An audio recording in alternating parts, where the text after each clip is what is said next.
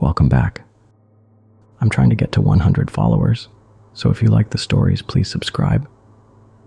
Now, in honor of Valentine's Day, here's a few stories that remind us that love is not always what it's cracked up to be. It started with a simple act of kindness, a meaningless, stupid gesture, a bouquet of roses red as... I won't say it. I keep replaying that night in my head, turning it over and over like a stone in my hands, trying to smooth out the edges. Maybe if I tell it right this time, it won't end the way it did. Maybe I'll find the moment, the precise second, where I could have walked away, where I could have changed everything. But there's no escape from a story once it starts. It was late. Too late to be walking alone, but the night had a way of swallowing me whole, making me forget the weight of time. The city felt hollow, an empty stage set for something unseen, the streetlights buzzing like anxious thoughts. A mist of rain curled in the air, clinging to my coat, dampening my breath. That's when I saw her. She was standing at the corner where the streetlight flickered, draped in a tattered shawl that seemed too thin for the cold. Her face was a mask of wrinkles, her eyes deep-set and unreadable, like they had seen too much and decided long ago that speaking of it was useless. She was holding roses, not the kind wrapped in cellophane at grocery store checkout lines, not the kind that wilt in a day and die forgotten in a vase. These were lush, full-bodied, impossibly vibrant, as if they had been plucked from some secret garden where decay had never set foot. I don't know why I stopped. "Would you like a rose, sir?"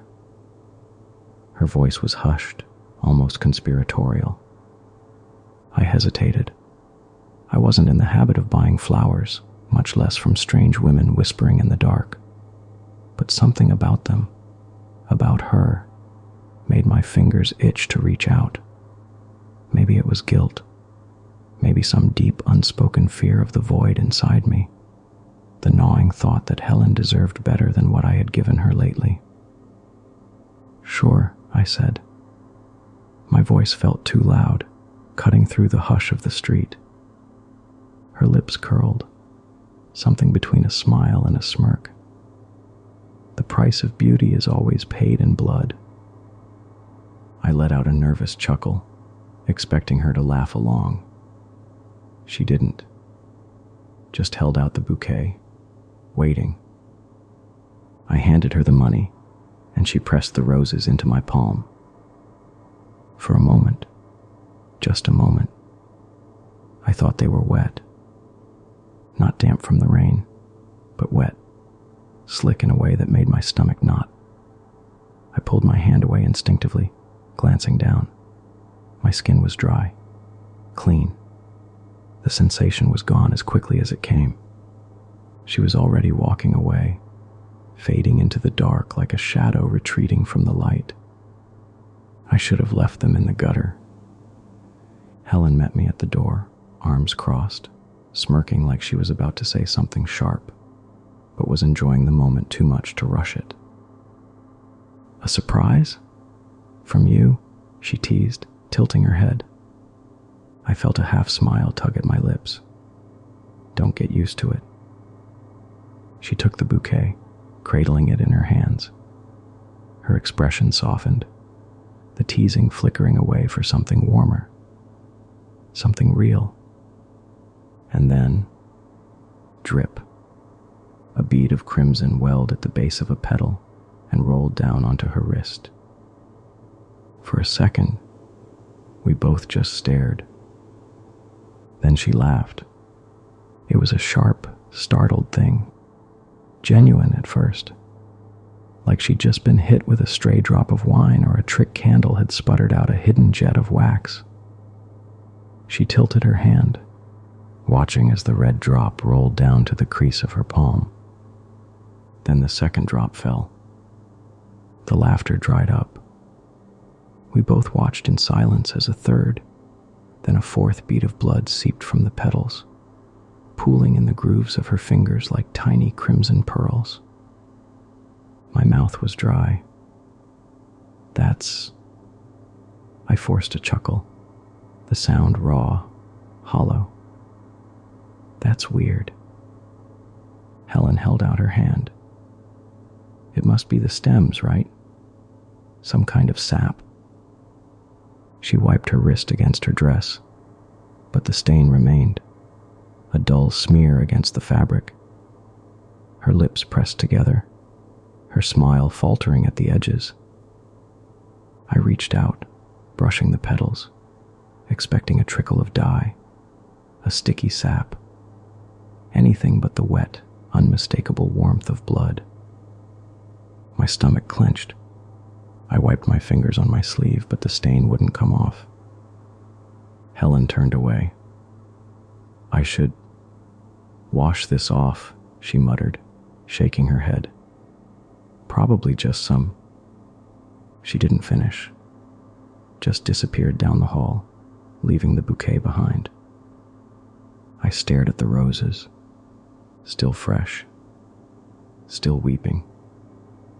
I barely slept that night. Every time I closed my eyes, I heard her voice. Not Helen's, the old woman's. The blood marks the guilty. It reveals what's already there. I turned onto my side, the bedsheets clinging to my damp skin.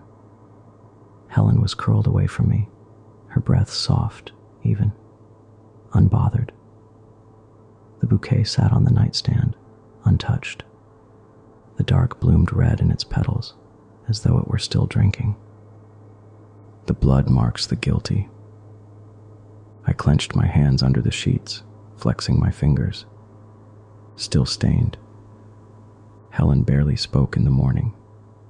She moved differently, slower, more careful. She didn't meet my eye, didn't touch me, but she touched them. She picked up the vase as she set the table, running her fingers over the smooth glass, tracing the curve of the stems. They hadn't wilted, not even a little. She watched me watching her. Strange, isn't it? She murmured. They don't die.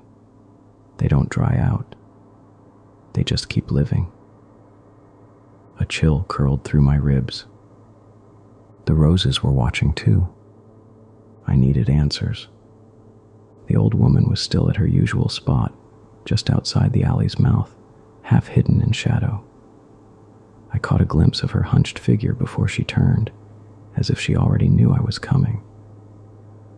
I knew you would return to question me, she rasped before I could speak. I could see the dark depths of evil in your eyes. I swallowed, stepping closer. The air smelled like damp stone and something older, something rotten beneath the surface. The flowers, I said, voice low. They bled. She nodded, unsurprised. I clenched my fists. Why? The roses of evil do not bloom in innocent hands. I stiffened. That's bullshit. Her lips twitched, something like amusement flickering behind her eyes. You saw it, she whispered.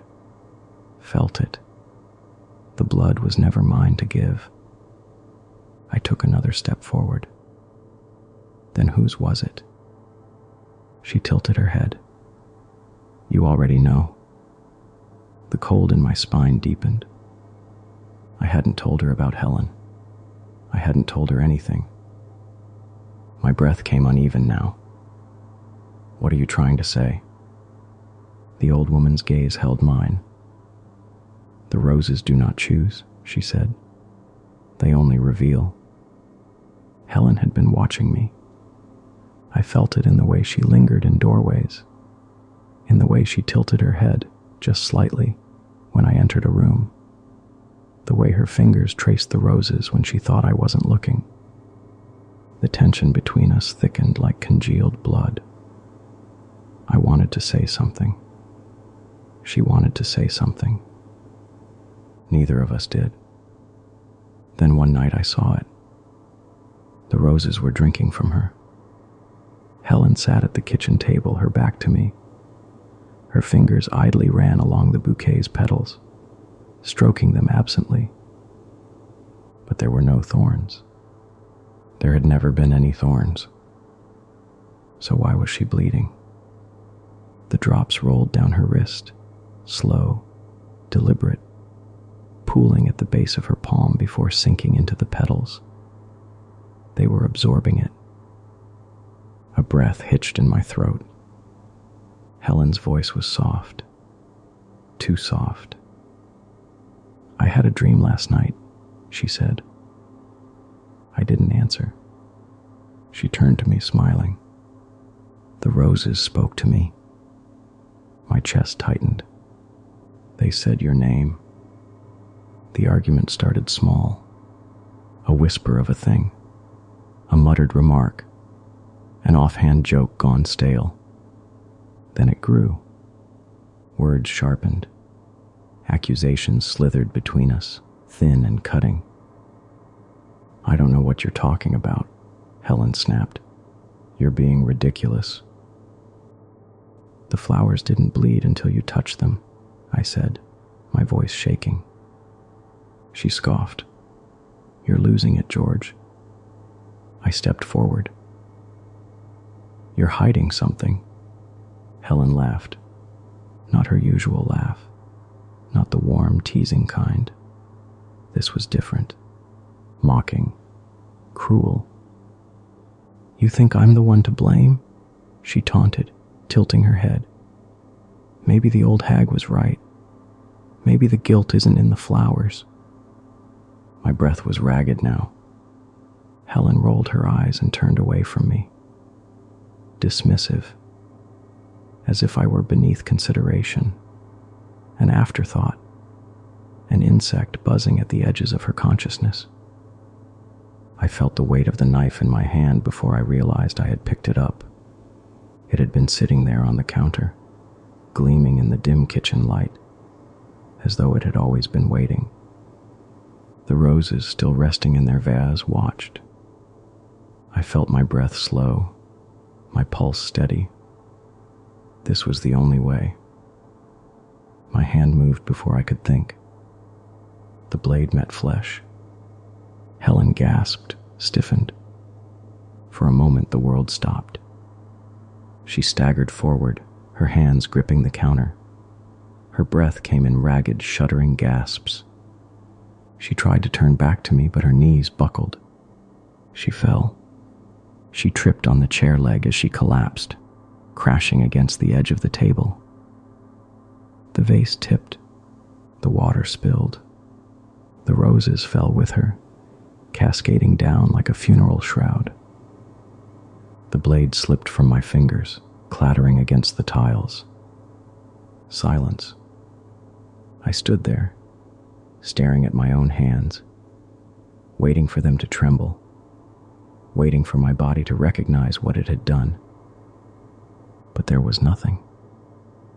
Helen lay motionless, the red of the roses blending seamlessly with the red pooling around her body. The petals touched her skin and drank deeply. For the first time since I had brought them home, the roses stopped bleeding. They had been waiting for this. I told myself it was an accident. I told myself she tripped. I told myself that I had only meant to scare her, to make her stop laughing at me, to make her stop mocking me. The hag's words were stuck in my head like a splinter. The blood marks the guilty. But guilty of what? The roses didn't bleed until Helen touched them. That had to mean something. That had to mean that she... I swallowed, staring down at her still form in the moonlight. Her body looked so small now, so empty. I shook my head, wiped the sweat from my brow, and grabbed the shovel. I buried her quickly, not thinking about the weight of her in my arms. not thinking about the dirt filling the hollow I had carved in the backyard, not thinking about how the smell was already changing. When the last of the soil was packed down, I exhaled, my whole body trembling. But before I could move, before I could turn away, the roses turned black. My breath caught in my throat. I stumbled back, my hands shaking. The price of evil is never paid in one night. I squeezed my eyes shut. The wind was picking up, rustling the trees, making the whole yard seem to breathe around me. I ran inside. I went straight for the fireplace. I grabbed the roses from the counter, stuffed them into the flames, shoving them deep into the embers. They did not burn. I jabbed them with the poker, my breath coming in ragged gasps, my skin hot and sticky with sweat. The petals curled slightly but didn't char, didn't blacken, didn't even wilt. My heartbeat slammed in my ears. I grabbed the bouquet and slammed it against the floor. Again, and again, and again. The flowers remained whole. The petals were soft, fresh, like they had just been plucked. I was losing it. I grabbed them, stormed to the window, and flung them out into the night. They landed in the street spinning, the crimson catching in the streetlight. Gone. I exhaled, rubbing my face. Finally. A knock. I nearly jumped out of my skin. Slowly, I walked to the door and opened it. A man stood there smiling awkwardly, the roses resting in his hands. "Sir, these fell from your window. Thought you'd want them back." I ran. I don't know how far or how long. Just ran, lungs burning, the sound of the man's voice still rattling in my skull. When I stopped, I found myself outside a diner. It was old, the kind that hadn't changed in 50 years. Red vinyl booths, a glowing neon sign humming against the rain-streaked windows. The kind of place where the smell of stale coffee and fryer grease never left the walls. I staggered inside. The waitress behind the counter looked up, startled. "You okay, hon?" I nodded too quickly, slid into a booth. My hands wouldn't stop shaking. I needed to calm down. I needed to think. I glanced at the napkin dispenser, the sugar packets, the half-empty ketchup bottle on the table. Then I saw them, the roses, right there, in the center of the table, resting in a cheap glass vase, their petals dark and swollen with blood. I gasped, shoving myself back against the booth, nearly knocking the table over. The waitress blinked at me from across the counter. "Hon, you need something?" I pointed a trembling finger at the table. What the hell is that?" She frowned, looked down, at the empty table. No roses, nothing. Just me, losing my mind. I had to end this. I found her where she had always been, standing just outside the alley, waiting. She smiled when she saw me. "Ah, you're ready now." I grabbed her by the wrist, my voice a snarl. "Tell me how to end this." Her smile widened. "End what, dear?" "You know what." My grip tightened. "Tell me how to get rid of the goddamn roses." Her eyes gleamed. "I told you before," she whispered. "The roses of evil do not bloom in innocent hands." I swallowed hard, rage and nausea twisting in my gut. "You mean to tell me what?" that they're mine, that I was always meant to. She shook her head. Not meant to. Made to. My blood ran cold. The roses must be returned to the body from which they came, she said simply. I stared at her, my pulse hammering. I already knew what she meant. I just didn't want to admit it. The fire devoured everything. The coffin, the dirt, the body. Helen. The flames were rising fast, too fast. The air burned my throat, smoke curling into my lungs like fingers dragging me down. I should have run. I should have turned and fled. Instead, I stood there, watching as the fire ate her. The roses sat atop her chest, untouched by the flames. Their petals remained whole, gleaming red amidst the inferno, as if drinking in the destruction around them. It was over. I had tried. I had tried to return them, to undo what had been done. But it hadn't been enough. The blood can never be returned. The hag's voice echoed in my ears. Now you can never be free. My knees buckled. The heat licked at my skin, curling the hair on my arms, searing my clothes. I barely felt it. All I could hear was her laughter. I started laughing too. It was all so stupid.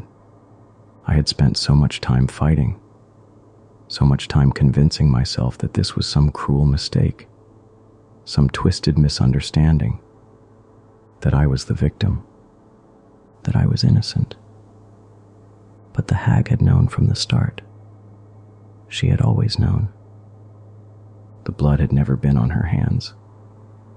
It had been on mine. My breath came in ragged gasps, the fire swirling higher, brighter, until my vision was nothing but red and gold and heat. I was sinking now, falling into it, burning. And above me, somewhere beyond the choking smoke and the screaming wood, the hag's voice rose one last time, soft, sweet, full of amusement. Burn now, my pretty roses of evil. The price has been fully paid. Her laughter drifted through the crackling flames. I must go now to find a new customer.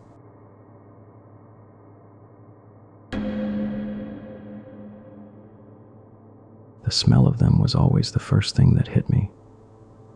You couldn't describe it to someone who hadn't done this kind of work.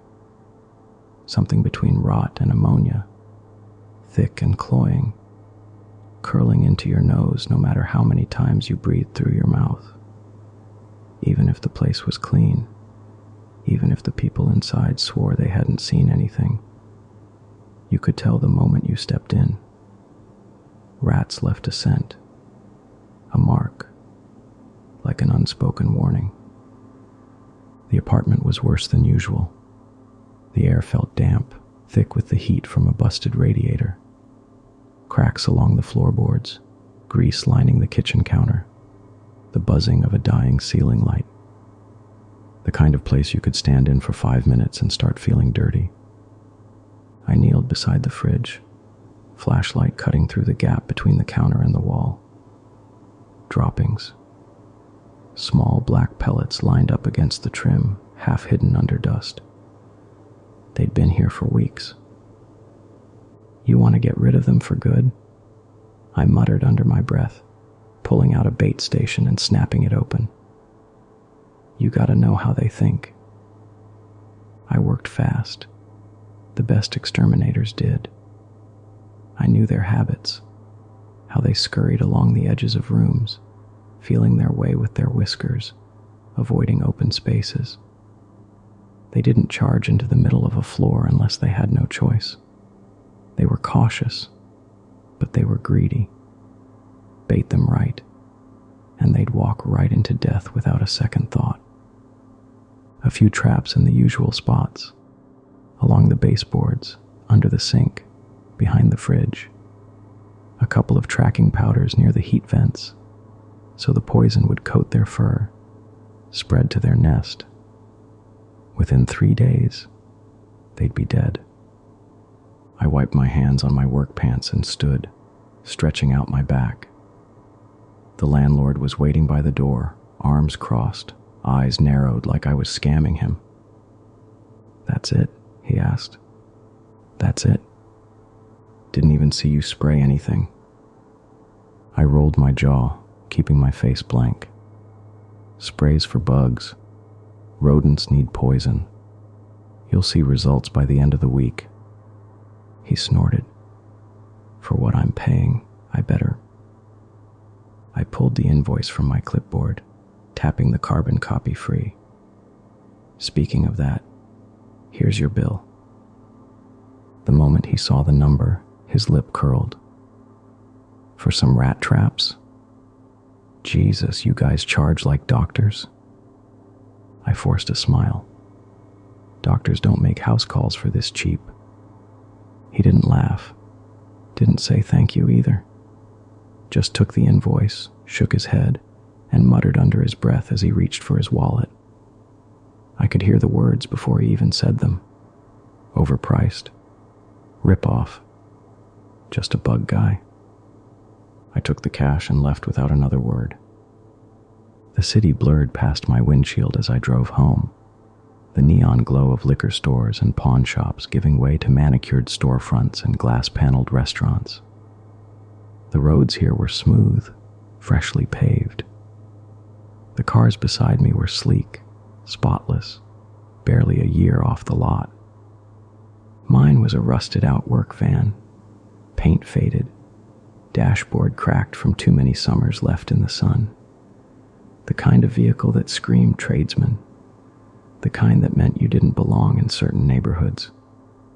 I stopped at a red light beside a BMW, the driver inside a man in a crisp suit, talking on his phone without a care in the world. No dirt under his nails, no sweat on his collar. I let my head rest against the seat and exhaled through my nose. The light turned green. Tara wasn't home when I got there. That wasn't unusual. It was Saturday, which meant she was out with her friends. That was the word she used anyway. I'd met a few of them over the years. Women with too much money and too little to do. The kind who held wine glasses like they were cradling a newborn. Who talked about Pilates classes and boutique designers like it was life or death. I used to laugh about it. Used to. The note on the counter said, "Dinner's in the fridge. Not a kiss. Not a see you later. Just that." I sighed, pulled open the fridge door. Nothing but leftovers. At that exact moment, Tara was sitting at brunch, her gold bracelet catching the light as she took a delicate sip from her mimosa. Across from her, Sarah Vance smirked over the rim of her glass, eyes glittering with something sharp. "And what does Mitch do again?" she asked, knowing damn well the answer. Tara gave a tight smile. "Barney. His name is Barney." "Oh, right." Sarah waved a hand. "But his job? You never talk about it." Tara hesitated, picking at the napkin in her lap. "He's in property management." Sarah tilted her head. "Really?" Tara kept her face smooth. Lying came easier now. "Yeah. He handles, infestations, structural issues." Sarah's grin widened. "So, pest control?" The laughter that followed was polite, delicate, like fine china clinking together. Tara smiled tightly, but the heat in her chest burned, sharp and humiliating. Later that night, she was at a charity gala, candlelight flickering against chandeliers, soft jazz drifting through the air. She held a glass of wine, forcing herself to look interested in the conversation at her table. A man in a tailored suit turned to her, smiling. "And what does your husband do?" Tara's grip tightened around the stem of her glass. "Oh, She forced a light chuckle, tucking her hair behind her ear. "He deals with infestations." The man nodded, swirling his drink. "Ah, a pest guy, like an exterminator." She hesitated. Then finally, "Yes." Silence. Not an outright sneer, not a dismissive shake of the head. Just a pause, a polite nod, a shift in attention to someone else. Tara felt it like a slap. She drained the rest of her wine in one sip. I smelled the wine before I saw her. The house was dimly lit, a single lamp casting a warm glow over the living room. Tara was perched on the couch, legs crossed, glass half full, waiting. Her dress shimmered in the low light, makeup perfect, her blonde hair smoothed back into something elegant. She'd been waiting for me. I shut the front door and immediately felt out of place. My boots were dirty. My clothes smelled like pesticide. My hands had smudges of rat poison and grime that no amount of scrubbing could completely remove. Tara didn't stand when I walked in. She just swirled her glass, watching me. "Had a good day, honey?" she asked, her voice too smooth, too polite. I dropped my tool bag onto the floor, rolling my shoulders. I was too tired for whatever this was. "Yeah," I muttered, rubbing my neck. "Busy. Some high-rise office had a bedbug issue, plus a couple of rodent jobs." I started toward the kitchen. "Gonna grab something to eat." "I already ate." I stopped. There was something in her voice, something final.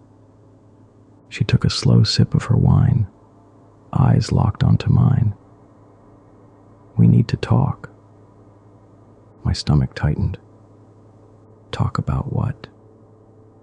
She set her glass down with a soft clink. "You're quitting that job," she said, smooth as silk. "You're going into something respectable." I stared at her. For a second, I thought I had misheard. The words seemed too absurd, too sudden. Then I saw it, the way she was looking at me. Not frustration, not annoyance, disgust. The air in the room changed. I exhaled sharply through my nose, hands on my hips. "Tara, this is what I do. I built a career out of this." She laughed. Actually laughed.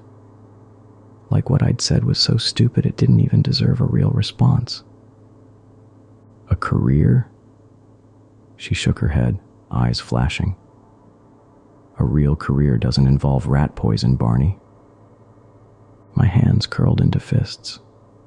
"It puts food on the table. Not the kind of food I want to be eating." The words cracked like a whip. I sucked in a breath, trying to keep my voice steady. "This is what I know, what I'm good at. You think I can just drop it overnight?"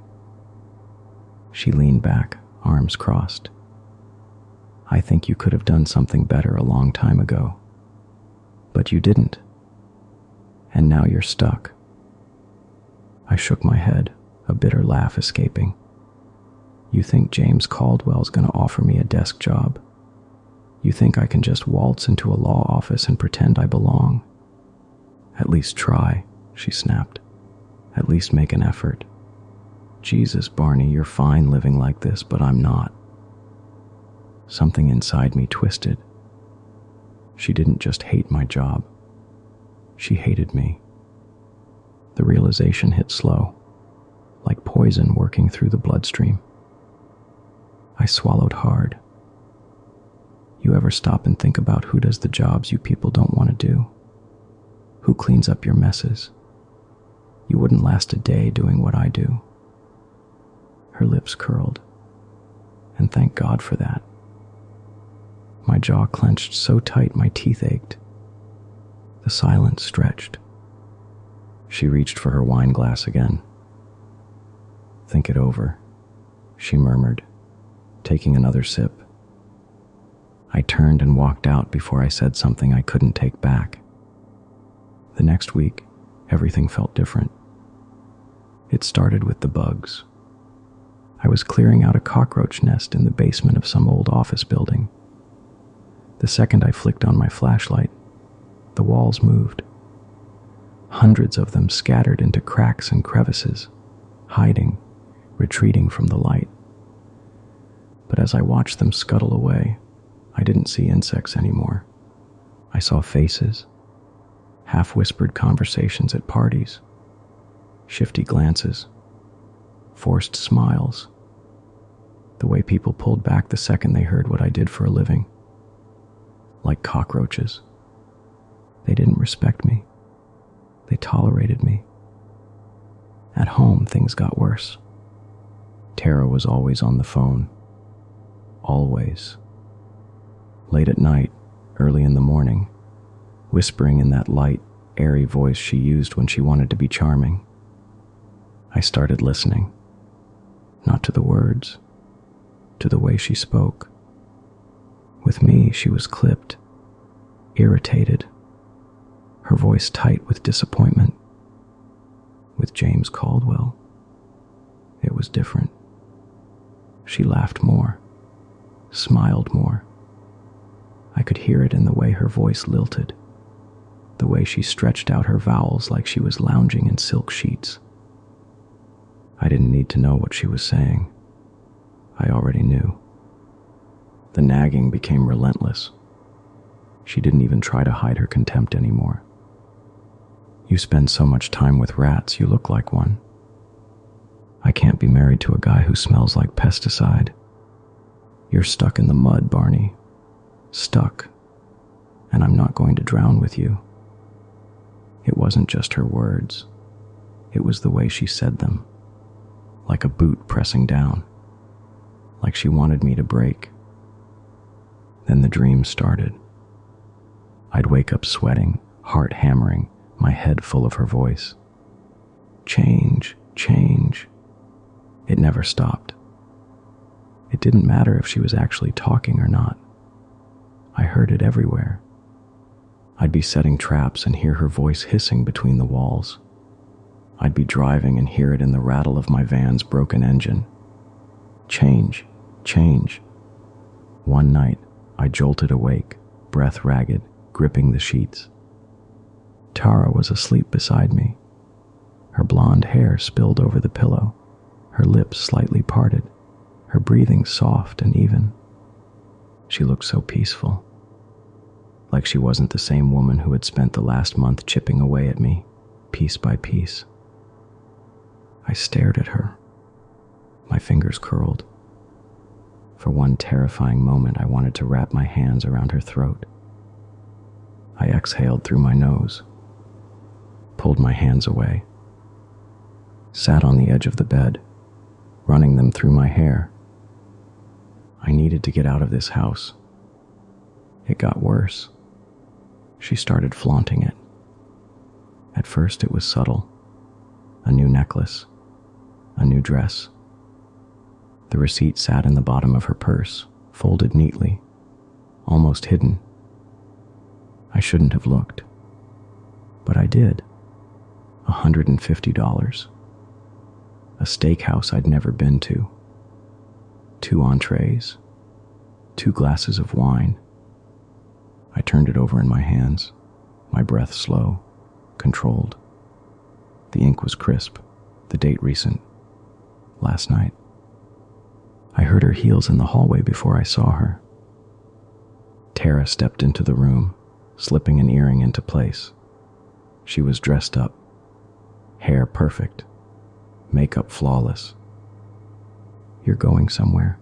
I asked. My voice was steady. She barely glanced at me. "James invited me to a real event." The words landed like a dull, blunt blade. I dropped my keys on the table. A real event? You wouldn't get it. She looked me up and down. It's for people who actually make something of themselves. My stomach turned. I held up the receipt. Who'd you have dinner with? She froze for half a second. A flicker of something. Annoyance. Calculation. Then she sighed, snatching it from my hands like it was a trivial thing. Oh, don't start, she muttered, rolling her eyes. He's just someone who understands ambition. I stared at her. She didn't flinch, didn't stammer, didn't even try to lie. Something inside me snapped. Not like an explosion, not like rage boiling over. Something colder, heavier, final. I nodded slowly, pressing my tongue to the roof of my mouth. She didn't care. Not about me. Not about the years. Not about anything we'd built. My wife thought I was worthless. My clients treated me like dirt. I killed vermin every day, but I was the one being exterminated. Tara sighed dramatically. Look, we'll talk later, okay? I don't have time for...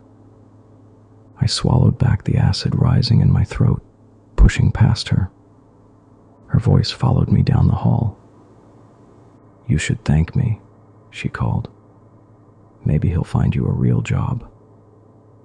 I slammed the bedroom door shut, and for the first time in weeks, I felt completely calm. A week later, I came home in a suit. It was black, sharp, tailored. Not mine. Not yet. But it fit me well enough. Tara was in the kitchen, pouring herself a drink. When she saw me, she blinked, stunned. Oh my God, she breathed, eyes sweeping over me. Barney. I smiled, small, controlled. I took your advice. She set her glass down, stepping forward. What do you mean? I got a new job. Her face lit up. For the first time in years, I saw pride in her expression. Oh, Barney, I knew you had it in you. She touched my lapel, smoothing the fabric. What is it? Public relations, I said smoothly. I smooth out problems, help people who can't resolve disputes. Tara exhaled, relieved. That's wonderful. It sounds so prestigious. Yeah. I gestured to the table. Come sit. I'll tell you all about it. She sat eagerly, smiling. She was practically glowing. But as I moved toward her, her expression shifted. Something about my posture, the way I moved. Barney, she murmured, suddenly hesitant. What are you doing? I smiled. You see, I work with my hands. She started to rise, but I was already on her. My hands closed around her throat, shoving her back against the chair. She gasped, legs kicking, her fingers clawing at my wrists. Barney, she choked out, her eyes wide with realization. She understood now. All the little cuts, the small humiliations, the slow, steady erosion of everything I was. I tightened my grip. Her nails raked against my skin, fighting, struggling, desperate. But she was already losing. I leaned in close, watching her face twist from fury to terror to something empty. Her lips parted, one last ragged gasp. And then, stillness. For the first time in months, I didn't hear her voice. I exhaled slowly, letting my hands fall away. The house was silent. I smoothed the wrinkles out of my suit, adjusting the cuffs. I'd never felt better, The luxury apartment was silent, save for the faint hum of city traffic outside. Floor-to-ceiling windows overlooked downtown, the skyline twinkling against the night sky. I sat in a leather chair, freshly shaved, dressed in the same tailored black suit. The whiskey in my glass was smooth, expensive, not the kind I used to drink. Doug Marino sat across from me, cigar in one hand, an amused smirk on his lips. "So, Shane," he said, leaning back, "you handled that thing?" I swirled the whiskey in my glass, watching the light catch the amber liquid. "No loose ends." Doug nodded approvingly, exhaling smoke. "Good. I might have more work for you." I took a sip, let the warmth settle in my chest. Didn't respond. Just let the silence stretch. Doug chuckled. "Yeah, you'll do fine." I turned my head slightly, looking out over the city, the lights reflecting in the glass. A cleaner city, a sharper one, a place where the real rats scurried in shadows, thinking they were untouchable. It's the same general type of work, only now I deal with bigger rats. And like so many men who rise to the top, I owe it all to my wife.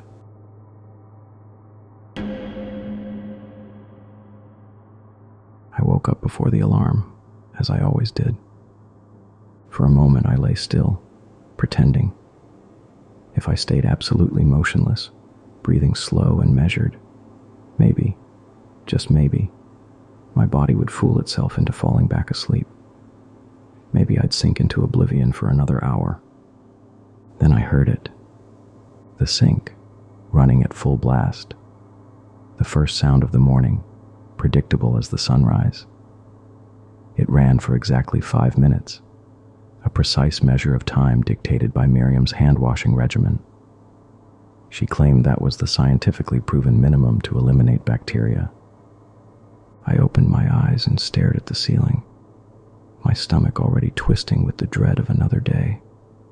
Then came the next sound, the clinking of bottles, the sharp pop of a cap, as Miriam dispensed antiseptic onto her palms.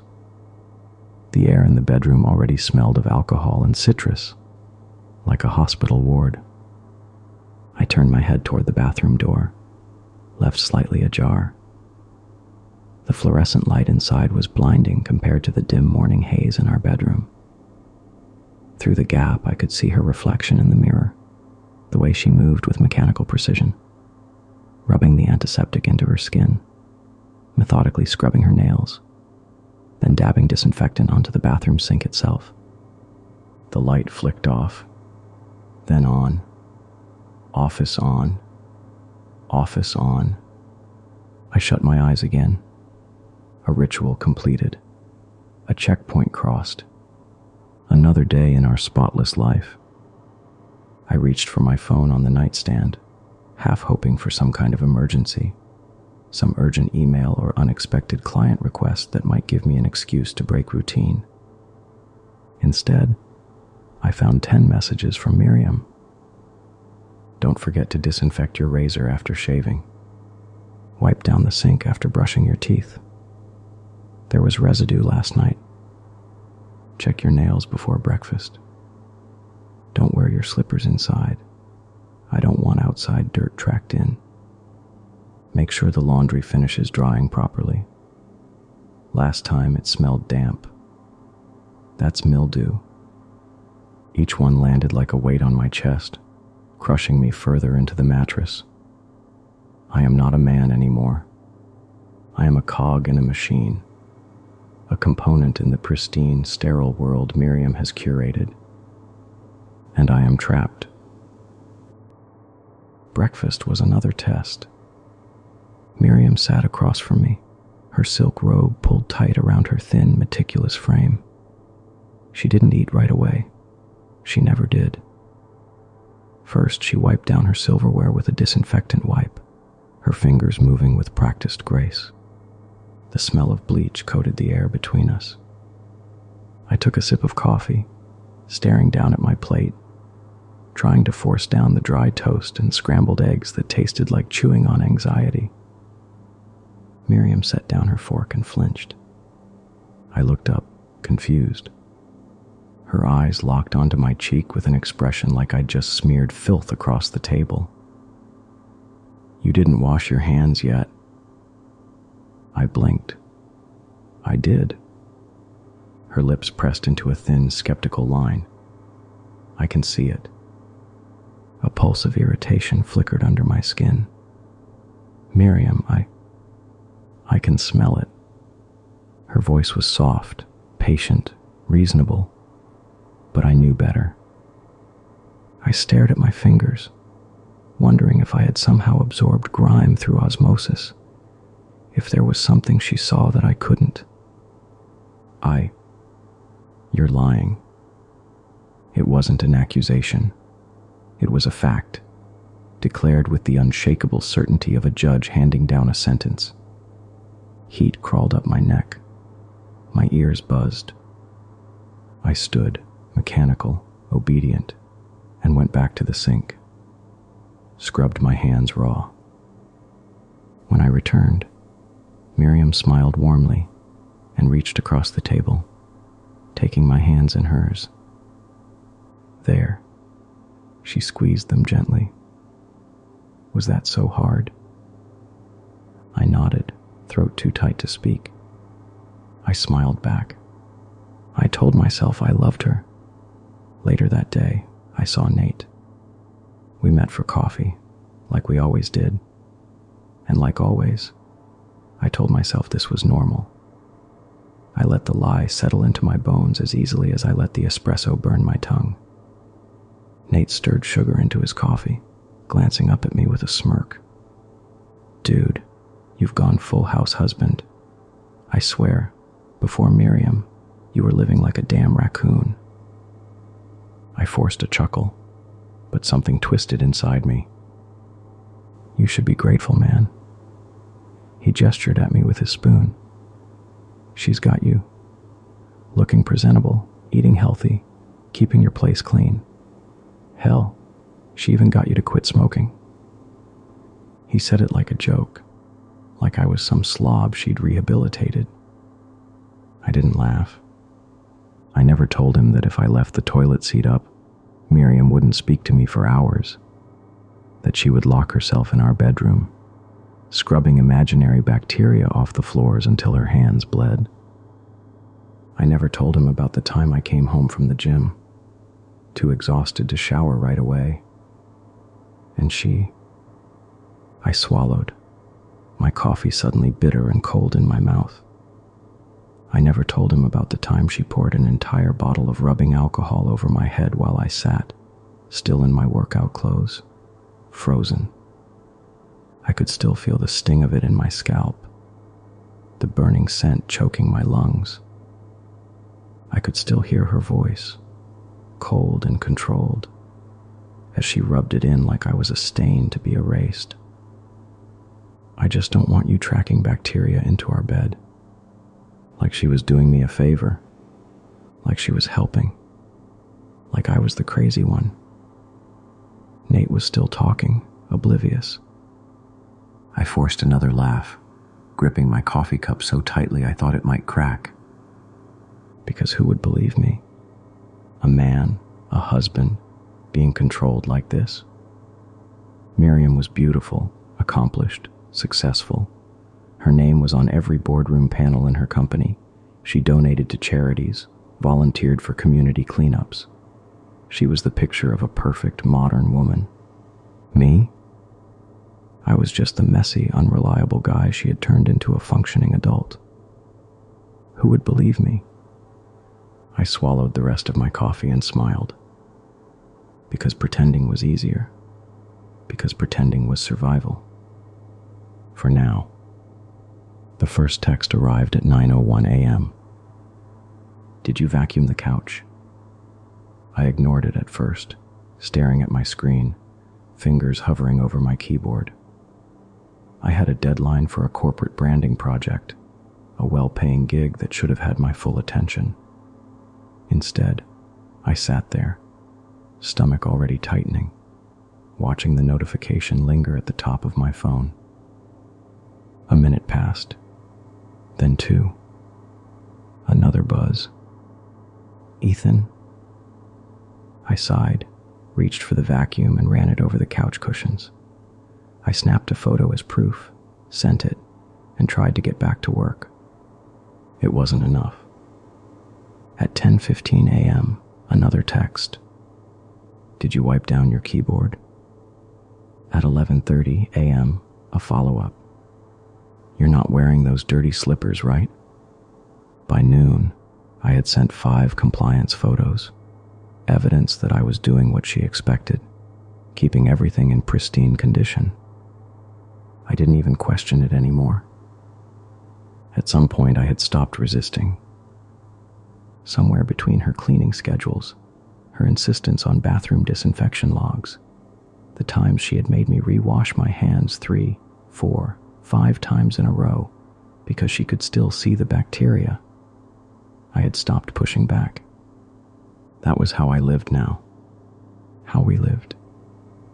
I barely noticed when I started sneaking bites of food at my desk, afraid that if she walked in early and caught me eating without sanitizing first, I'd be trapped in another hours-long lecture about germs, about how I was undoing all of her hard work.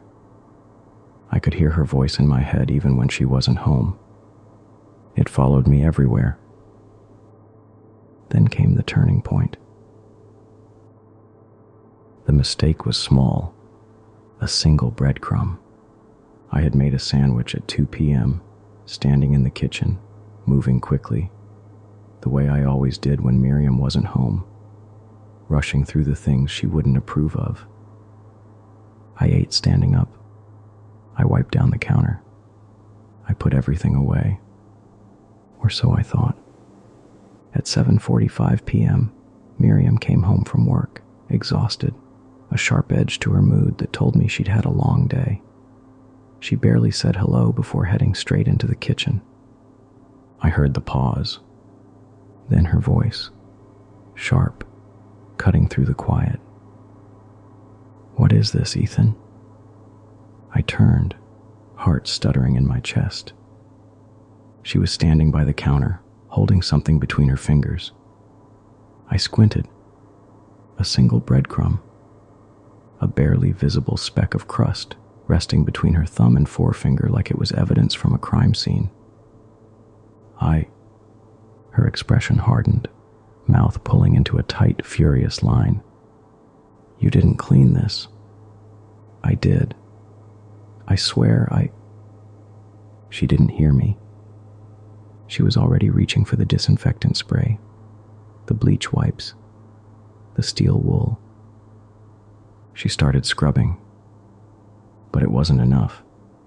It was never enough. She went over the same spot again and again, muttering under her breath, rubbing harder and harder until the countertop gleamed like fresh ice. I stood there, frozen, stomach churning. The sound of her scrubbing filled the entire apartment. I tried to tell myself it would pass, that she would get it out of her system, that this was just another one of her bad days. I was wrong. At 9 p.m., she threw away every single cutting board in the house. Didn't ask me, didn't warn me, just dumped them in a garbage bag and dragged it to the curb. By the time she came back inside, she was breathing hard, eyes bright, hands trembling slightly at her sides. I stared at her. 300, Miriam, I said, my voice hollow. Gone. Over a breadcrumb. She froze. For a second, she looked at me like I was a stranger, like my words didn't compute, like I had just contaminated the air with my voice. Then her face smoothed over, emotion draining out of it entirely. You don't care about cleanliness, she said softly. I opened my mouth. You don't care about me. The words words hit like a slap. I stood there, gutted, helpless, watching as she turned on her heel and walked straight into the bathroom. The sound of water running filled the apartment. I listened as she scrubbed herself raw. She didn't sleep that night. Neither did I. The glow of my phone screen was the only light in the room. I stared at the search bar, fingers motionless. I had typed and erased a dozen variations of the same question. Signs of obsessive-compulsive disorder. When does cleanliness become dangerous? Can OCD lead to emotional abuse? The answers were right there, but I couldn't bring myself to read them. Because what did it matter? Even if I had a name for what she was doing, what could I do about it? Who would believe me? My eyes drifted to the bedroom door. It was slightly open, leading to the bathroom. The sink was still running. I could hear her breathing, could picture her sitting on the edge of the tub, scrubbing her hands in rhythmic, repetitive motions. I imagined her fingers, red and raw and trembling, the way they always were after a night like this. I swallowed. Then, slowly, deliberately, I turned my phone screen off. 3 a.m. I woke up to silence. For the first time in years, the apartment was completely still. No running water, no flicking lights, no sharp scent of antiseptic bleeding into the air. I turned my head. Miriam was sitting on the edge of the bed, staring at me. My blood turned cold. She looked different, paler, hollow-eyed. The sight of her unnerved me in a way I couldn't explain. She didn't say anything for a long moment. Then, "I can't sleep," she whispered. I swallowed, forcing my voice to stay level. "Why not?" She exhaled shakily. "Because I know it's still there." My fingers tightened around the sheets. "What is?" She didn't blink. "The dirt." Her voice was flat, distant, like she was somewhere else entirely. "I can still feel it," she whispered. "On me. In the air. Under the floorboards." A sharp, icy shiver ran down my spine. Miriam shuddered. Then, in a barely audible voice, "I need to be clean." Her fingers tensed against her thighs. Completely clean. I didn't sleep for the rest of the night. It started with an accident. A real, genuine accident. One of the few things in our lives that wasn't planned, timed, or sterilized into perfection. I had been working on a branding project in the den, one of my few remaining safe spaces, the only room Miriam rarely entered, mostly because I refused to let her disinfect it. The mess in there was intentional, an act of quiet rebellion. The floor was cluttered with sketchbooks and coffee-stained printouts. Stacks of design mock-ups leaned precariously against the desk. My workspace was chaotic, but it was mine. And in the corner, behind my desk, near the old supply shelf, I kept a small can of industrial pitch. It was leftover from a failed art experiment, something I had used for a branding prototype that never materialized. Thick, black, and nearly impossible to clean once spilled. I had forgotten about it. But Miriam hadn't. I was in the kitchen when I heard the crash. A sharp gasp, followed by a string of frantic muttering. My stomach dropped. I rushed to the den just in time to see her kneeling on the floor, her hands trembling over the spilled can of pitch. Thick, jet-black liquid oozed across the wooden floor, sinking into the grain, spreading like a slow-moving infection. Miriam was paralyzed, her breathing shallow and erratic, Her pupils were blown wide with horror. I could see it happening, the moment her mind broke the scene down into its unbearable truth. This was filth. This was chaos. This was something she couldn't wipe away. I saw her hands twitch toward the shelf where she kept her emergency cleaning sprays, but she hesitated, her fingers curling into fists. Because it wouldn't work. Nothing would. The pitch was tar-like, sticky, a permanent stain. I had never seen her like this. Even after the worst of her episodes, even after the hours of scrubbing her own skin raw, after bleaching entire rooms, after replacing furniture over the smallest smudge, this was different. This wasn't just a mess. This was an attack. She turned toward me, her breath shuddering out in broken, uneven bursts.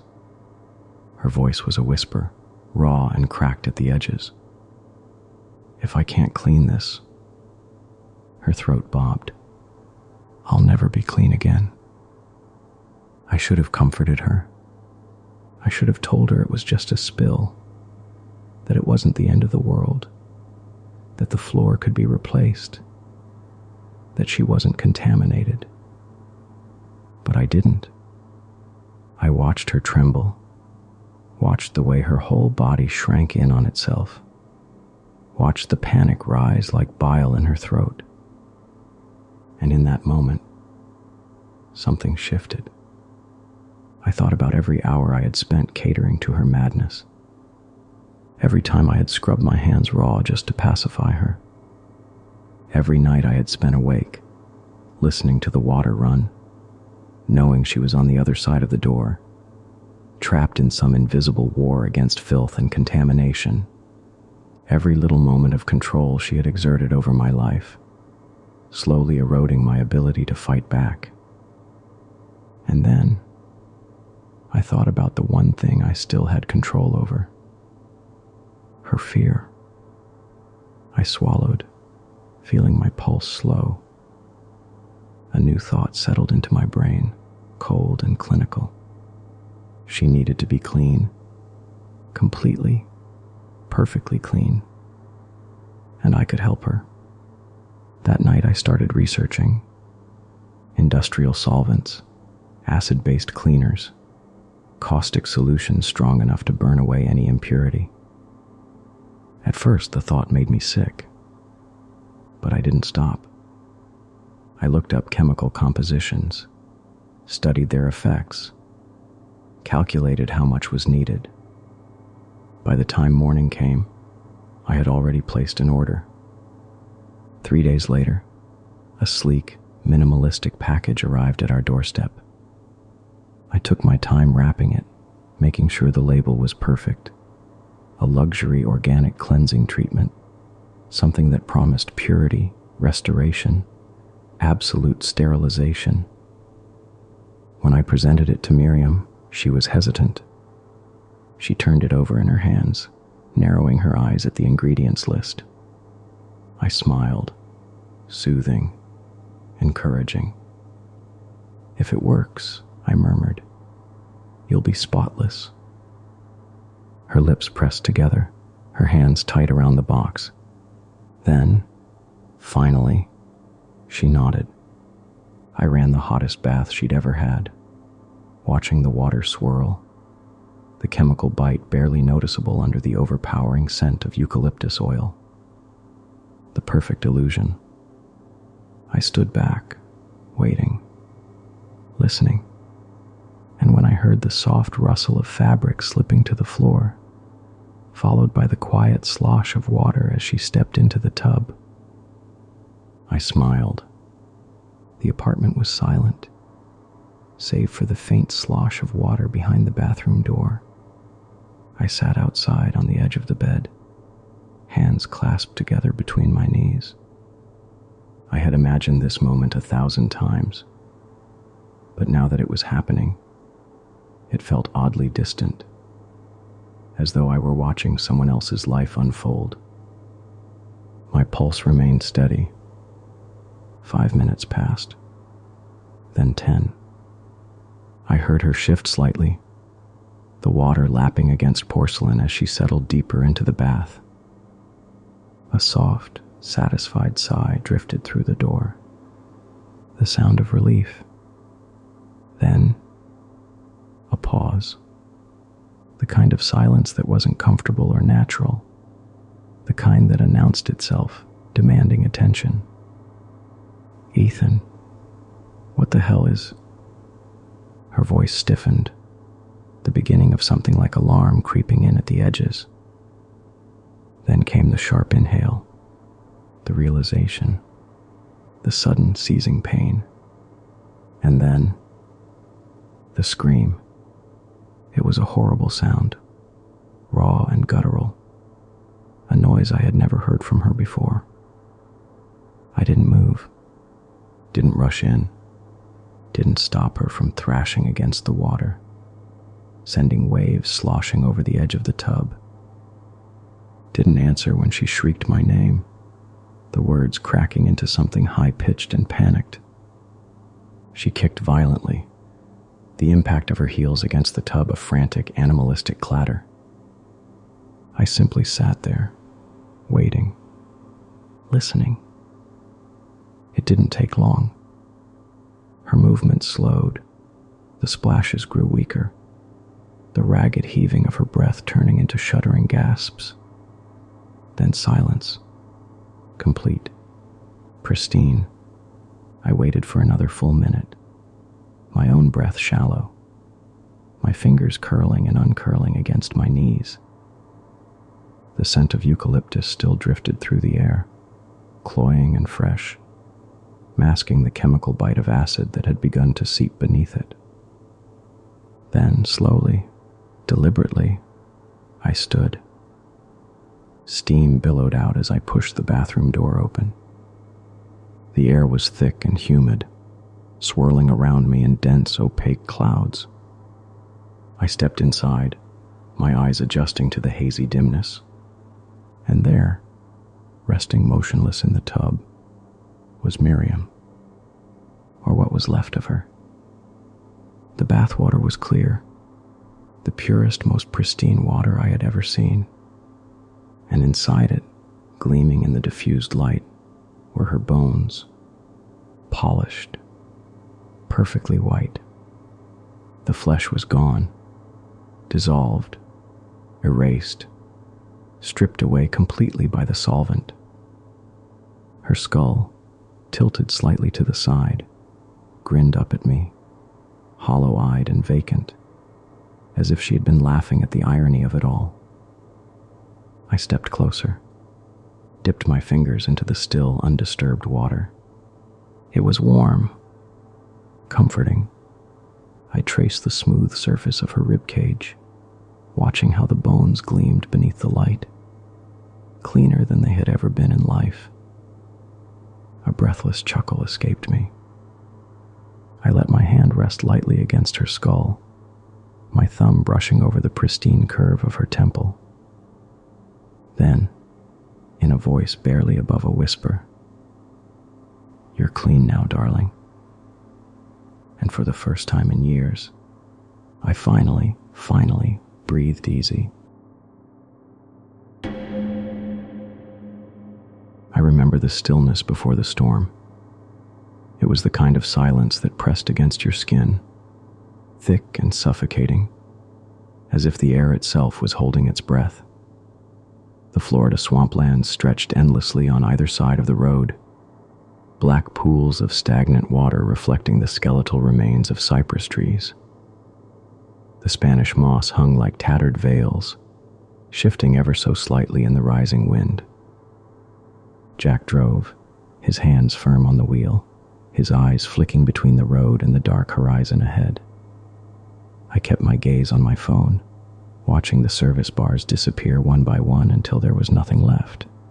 No signal, no connection to the outside world. "No service?" Jack asked, glancing at me briefly.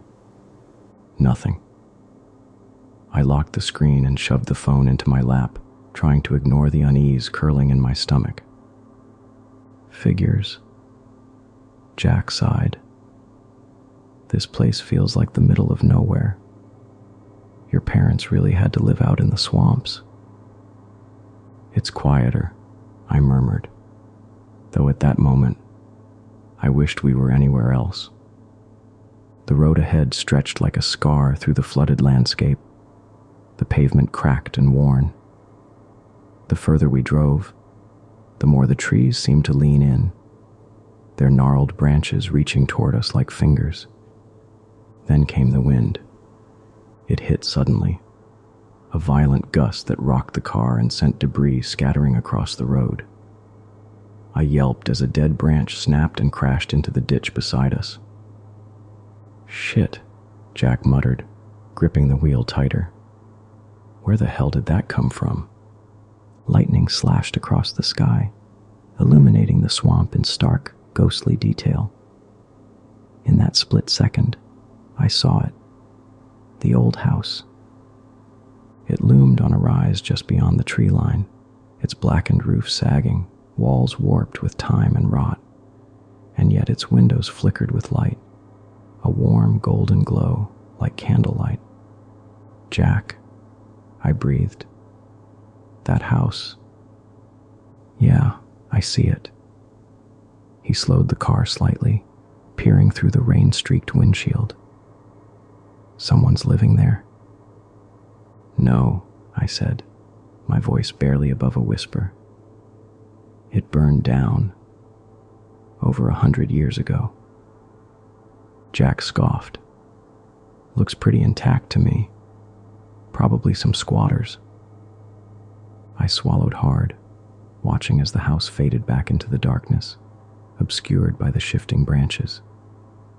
The road twisted, taking us further from it, but the unease remained, sinking deep into my bones. The rain came next, a torrential downpour that blurred the world into shifting, shadowy shapes. The wipers groaned against the glass, barely keeping up. Jack cursed under his breath, leaning forward as he struggled to see. And then I saw her.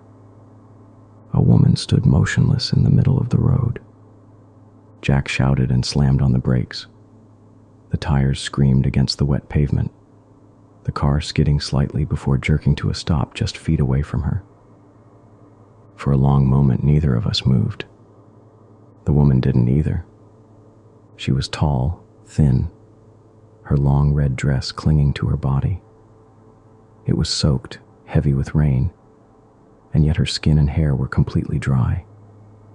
My pulse hammered in my throat. Oh my God. Jack fumbled for the hazard lights, his breathing ragged. What the hell is she doing? I had no answer. The woman stared at us, her wide eyes reflecting the headlights like glass. Then, in a voice that did not belong in this world, she spoke. "You shouldn't be here." The words echoed strangely, as if she were speaking from the depths of water. I shivered, the cold sinking into me despite the car's heater blasting. Jack hesitated, then rolled down the window slightly.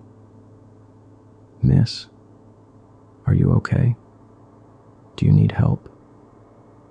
She blinked, too slowly, as if she wasn't used to the motion. Then she took a step forward.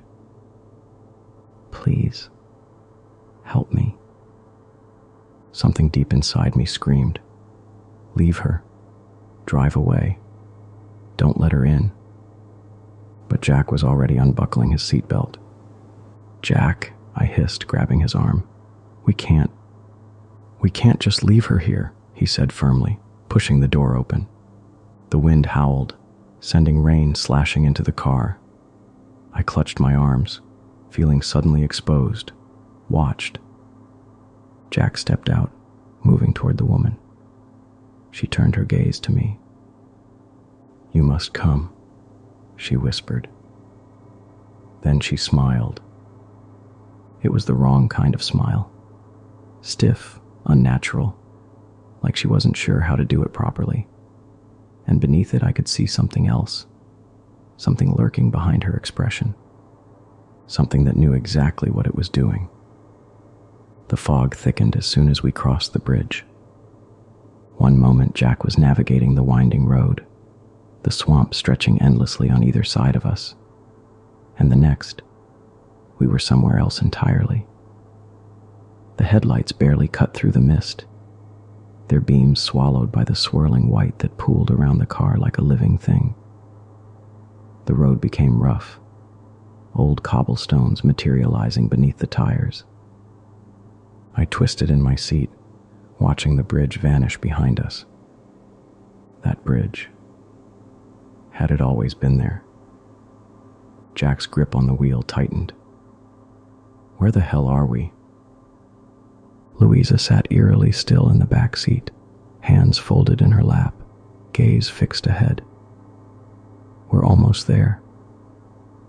I turned back just as the house appeared. It shouldn't have been there. I had seen it before. A blackened ruin, collapsed by time and fire, barely more than a skeleton of stone swallowed by the swamp. But now, it stood tall and proud, its white columns gleaming in the stormlight, its windows alive with golden glow. Gas lanterns lined the long wraparound porch, flickering in the mist. Jack exhaled sharply. That's not possible. I wanted to tell him to turn around, to hit reverse and drive as fast as the road would take us. But Louisa leaned forward, a serene look settling over her face. We've arrived, she murmured. The rain had stopped, not gradually, not fading, but instantly. 1 second, a torrential downpour. The next, an unnatural stillness. Music drifted from the mansion, floating on the air, thin and warped.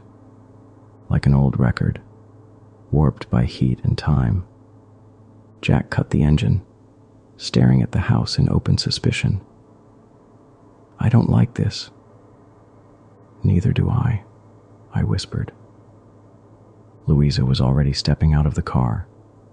The moment her feet touched the cobblestones, she straightened, shoulders lifting with something that almost looked like relief. You must come, she said, turning back to us, smiling that too perfect smile. The ball is waiting.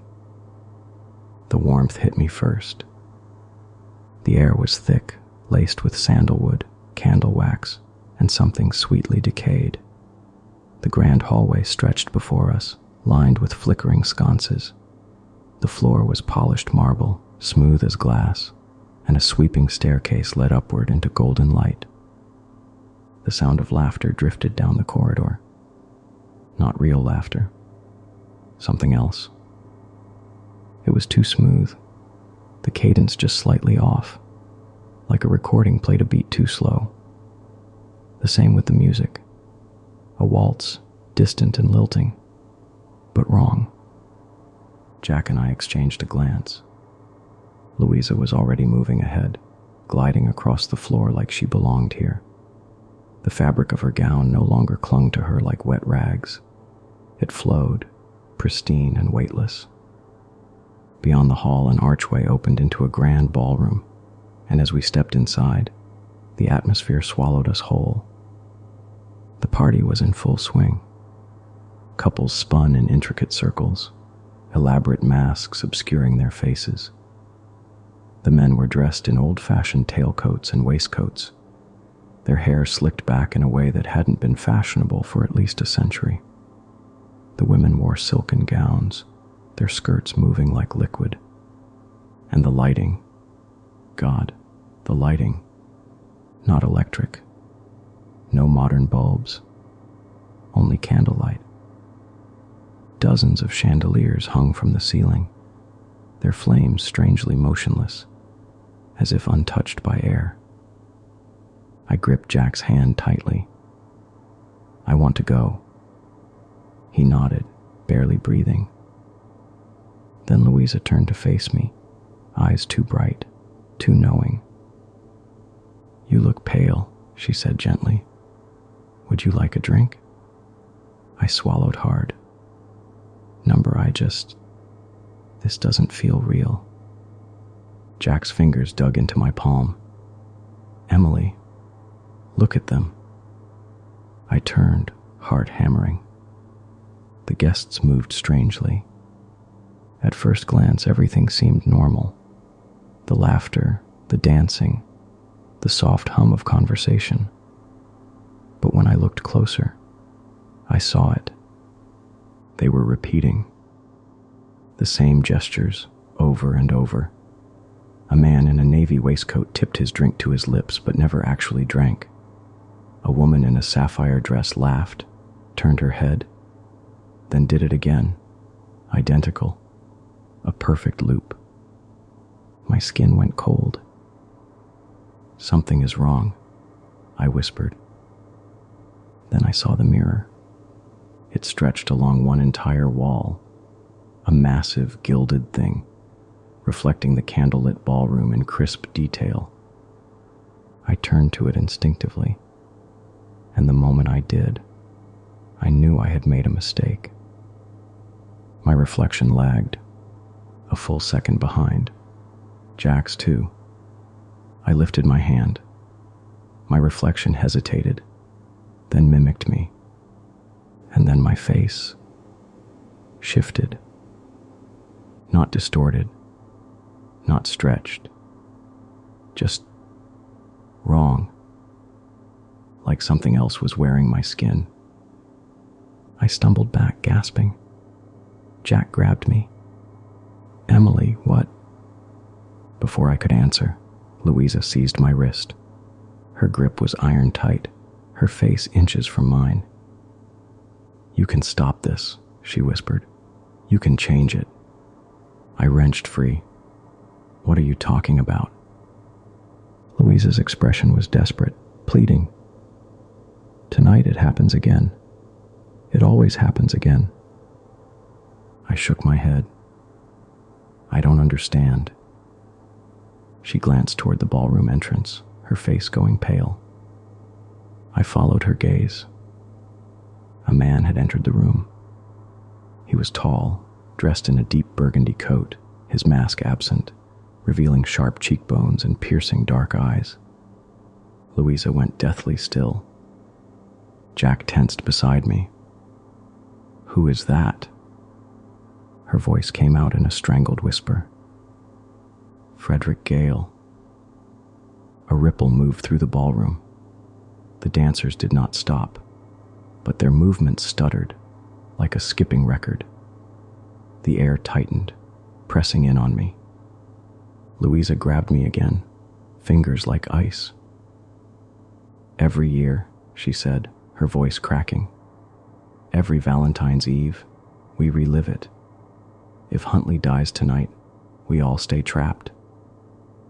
I stared at her, my pulse hammering. Who is Huntley? Louisa's breath hitched. My fiancé. Jack's grip on my arm tightened. And he's about to be murdered? She nodded, trembling. If you stop it, if you change it, maybe we can leave. My mouth went dry. Across the room, Frederick moved forward, the crowd shifting away from him. A second man stepped into view, younger, fair-haired, his face etched with nervousness. Louisa let out a soft sob. Huntley, she whispered. And then Frederick drew a knife from his coat. I barely had time to scream. The room felt wrong. The air thickened, pressing against my skin, squeezing my lungs. My pulse was a frantic drumbeat, every hair on my body standing on end. I knew something was about to happen. And then he walked in. Huntley.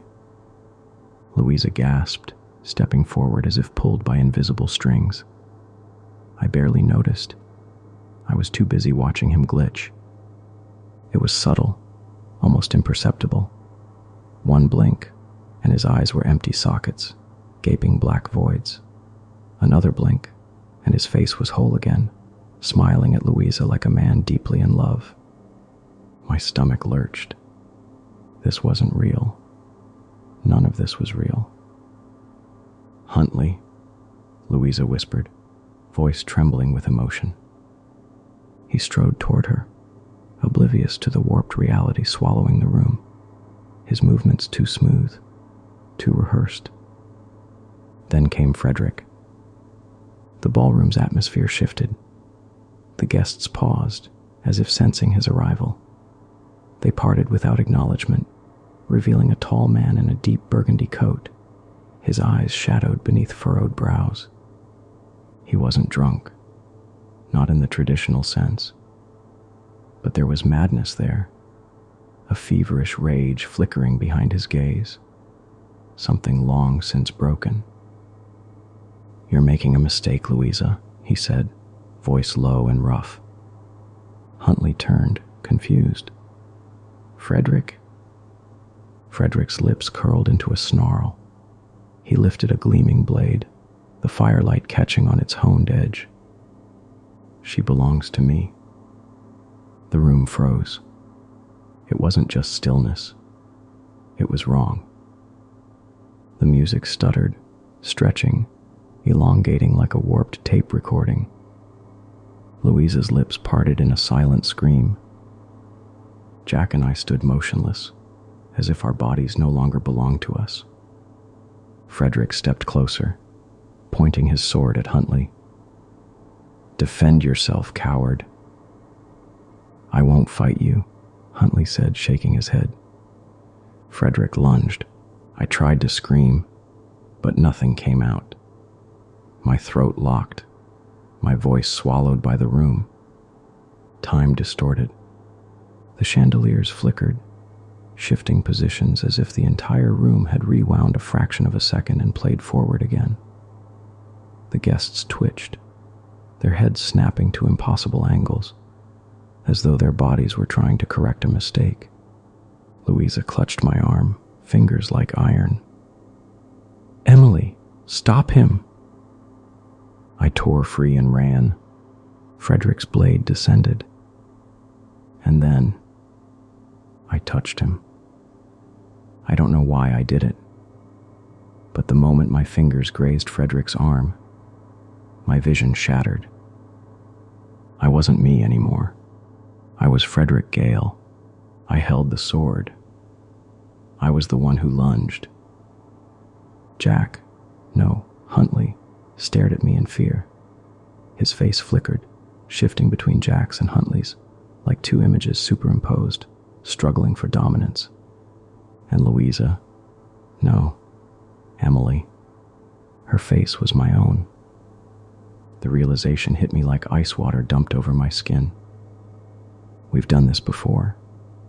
Again and again and again. We've played these roles. This is our script, our prison, a scene written in blood and performed for eternity. We are the ghosts. We are the ones trapped here. And I am always the one who fails. I ripped my hand away, staggering back, choking on air. Frederick, I completed the strike. The sword plunged into Huntley's chest. Louisa's scream shattered the illusion. The chandeliers crashed down, fire erupting from the candles. The ballroom ignited. The guests didn't run. They stood perfectly still, watching without expression, their masks slipping from their faces. They were already dead. I turned, searching for Louisa, for Jack, for anyone, but they were all watching me. Louisa stepped forward, her gown catching fire. She didn't react. Her eyes were full of infinite sadness. She smiled softly. It always ends this way. Flames roared. I grabbed Jack's hand. Run! We tore through the burning hall, flames licking at the walls, the air thick with smoke and memories. Doors led nowhere. The mansion twisted around us, rooms melting into each other, trapping us inside its collapsing labyrinth. Somewhere behind me, Louisa was still calling my name. I didn't turn around. I couldn't. Jack yanked me forward. We burst through the front doors, stumbling onto the porch, down the steps, and then we were in the car. Jack gasped beside me, hands clutching the wheel like a lifeline. The engine was already running. The road stretched out before us, slick with rain. I twisted around, heart hammering. The mansion was gone. Not burning, not crumbling, just gone. Jack slammed his foot on the gas, tires screeching against the wet road. The bridge appeared out of nowhere, and we sped across it. And then the fog lifted. The rain returned. The road was normal again. I sat rigid, gasping for breath, soaking wet as if I had been standing in a downpour for hours. Jack stared straight ahead, white-knuckled, his face ashen. We didn't speak. We drove until the swamp was behind us, until the trees thinned, until the world felt real again. Only then did Jack whisper, voice hoarse. Was that? I didn't answer. I already knew the truth. The night stretched on, endless and silent. We didn't stop until we reached the nearest gas station, the fluorescent lights flickering overhead. Jack pulled into a spot, killing the engine, still refusing to look at me. My hands trembled as I reached for my phone. I didn't know what I expected. No signal, no time lapse, no proof of anything. But the moment I opened my camera and turned it to selfie mode, my breath caught. Behind me, in the reflection of the gas station window, a mansion stood in the distance, its windows glowing warm and inviting. I turned my head to see it in reality. There was nothing but the empty highway. But in my phone's reflection, the house was still there, waiting. We didn't speak for the rest of the drive. The silence between us was too thick, too fragile, like if we acknowledged it, reality itself would splinter. Jack kept both hands on the wheel, his knuckles white, his eyes fixed straight ahead, as if afraid to check the rearview mirror. I stared out my window, watching the road lights blur into streaks against the wet glass. The gas station reflection still burned in my mind. The mansion standing there, waiting, in the phone's reflection, while the real world remained empty. It hadn't let us go. Not really. We reached a small town an hour later, a place I barely remembered from childhood road trips. There was a motel with flickering neon, a 24-hour diner, a library closed for the night. It looked real, but I wasn't sure I could trust anything anymore. Jack parked the car and exhaled shakily. Neither of us moved. Then he said, "I need to know." He disappeared into the library first thing the next morning, leaving me behind at the motel. I didn't argue. I just sat on the bed, legs pulled to my chest, unable to shake the feeling that I wasn't really here. The humidity was too heavy, the clocks ticking too loud, the motel carpet's pattern shifting when I blinked too hard. When Jack finally returned, his face was pale, his hands shaking as he held out a printout. I grabbed it without a word and read. Fernald Estate destroyed by fire, February 14th, 1795. No survivors. I swallowed hard. No one. Jack shook his head. Not a single person. The article detailed the Valentine's Eve masquerade ball, how a fire of unknown origin consumed the mansion, killing all in attendance. The bodies of Louisa May Fernald, her fiancé Huntley Ingram, and her former suitor Frederick Gale were found among the dead. There were no modern records of the estate standing at all. No one should have been able to see it. Jack ran a hand through his hair. But we were there, Emily. We were there. I nodded, because I had a sinking feeling it wasn't finished with us yet. I didn't want to go back. Jack did, and I was too afraid to let him go alone. The next morning, we drove back toward the swamp, but this time, the road looked different, older. There was no mansion, no bridge, just miles of marshland and a crumbling graveyard tucked behind twisted cypress trees. Jack pulled out a pair of binoculars and scanned the area. His breath hitched. I grabbed them from him, heart hammering, and peered through the fog. The gravestones were old, crumbling, the names barely legible beneath centuries of decay. But I could still read them. Louisa May Fernald, Huntley Ingram, Frederick Gale. I lowered the binoculars, my stomach twisting. We knew that already. Jack didn't answer. He just lifted a shaking finger and pointed. I forced myself to look again. There were 2 more headstones, ones that weren't there before. I didn't want to read them, but I had to. The first name hit me like a physical blow. Jack Holloway, born 1991, died 2024. My vision swam. No, this wasn't possible. The second stone was right beside it. I already knew what it would say. Emily Warren, born 1993, died 2024. The binoculars slipped from my hands, landing in the damp grass. Jack, I whispered.